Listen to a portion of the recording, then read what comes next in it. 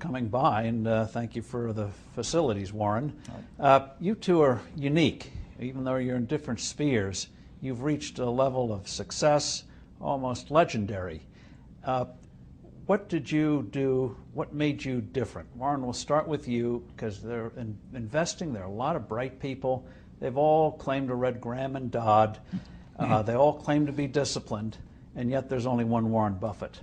Well, I was lucky that I got started early. I mean, it always helps if you get started early. And my dad happened to be in the investment business, so I would go down to his office on Saturdays. And so at age probably 7 or something, I started reading these books that were around the place. And so I had a 15-year jump on many people in a sense, and that helped a lot. And I was always fascinated by it. I knew what I wanted to do early, and I think that's a huge advantage too.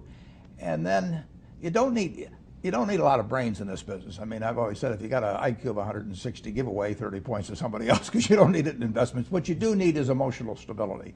You have to be able to think independently, and you have to be when you come to a conclusion, you have to really not care what other people say, and just follow the facts and follow your reasoning. And that's tough for a lot of people. That part I think I was just lucky with. I was born that way.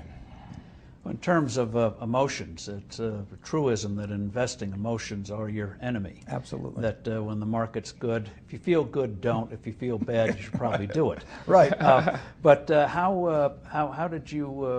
What was that extra thing where so many will acknowledge that, and yet we saw in the current crisis they panicked while you went into seemingly potential disasters like GE and Goldman Sachs. Yeah. I can't really tell you the answer. I mean, I didn't learn in school or anything.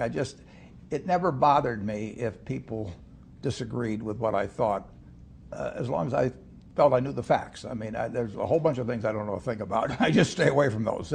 So I stay within what I call my circle of competence. You know, Tom Watson said it best. He said, I'm no genius, but I'm smart in spots, and I stay around those spots. Well, I try and stay around those spots, and I just don't have a problem if somebody says, you're wrong on something. I go back and look at the facts, and I think that really is much more important, frankly, than having a few points of IQ or having an extra course or two in school or anything of the sort. You need emotional stability.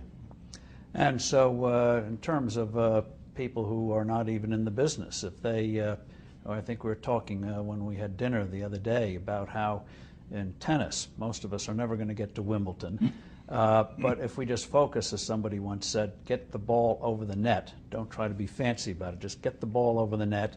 You'll do fine. Yeah, and that's a little bit like, I've got this rule, the first rule is don't lose, and the second rule is never forget the first rule. So it really isn't so much having a lot of brilliant decisions. It's just not really having some terrible ones. And frankly, I did learn from Ben Graham how to avoid ever having any disasters in investments. It wasn't that you were going to come up with the very smartest thing, but if you never have any significant losses, some singles and doubles will produce a lot of runs before you get through. Who was Ben Graham? He was your primary mentor, model? He was a wonderful man, and he was my professor at Columbia. I read his book when I was 19 at the University of Nebraska, and I'd started investing when I was 11, and I started reading about it when I was like 7. So I'd gone through I read every book in the Omaha Public Library that there was by the time I was 12 on investing and stock market. And I had a lot of fun, but I never really I never got grounded in anything. And it was entertaining, but it wasn't going to be profitable. And then I read Graham's book, The Intelligent Investor, when I was at the University of Nebraska. And that just opened the whole thing up to me. Yeah, and I named my oldest son is named Howard after my dad, Graham Buffett, and he was a marvelous man. Never expected anything from me in return. He just did all these things for younger people. You have just a couple of quick examples of the things that he did that you will look back on? It's one thing to read something, but quite another to see it in action. Well, but what he did was he got me thinking not as a stock as something with a ticker symbol that wiggles around and that that you look at charts on or anything. He taught me to think about it as part of a business, and that was vital. And he taught me not to really pay any attention to stock market fluctuations except when they were working in my favor, so that not to get elated because something had gone up or depressed because it went down. So if I knew the facts on something and it went down, I bought more of it, you know, and because I looked at it as a business. And then he taught that famous lesson about a margin of safety, that you don't drive a truck that weighs 9,900 pounds across a bridge that says limit 10,000 pounds, because you can't be that sure about it. If you see something like that, you go down a little further down the road and you find one that says limit 20,000 pounds, and that's the one you drive across.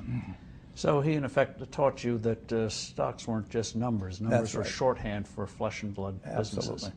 And very easy to overlook. I've never forgotten it.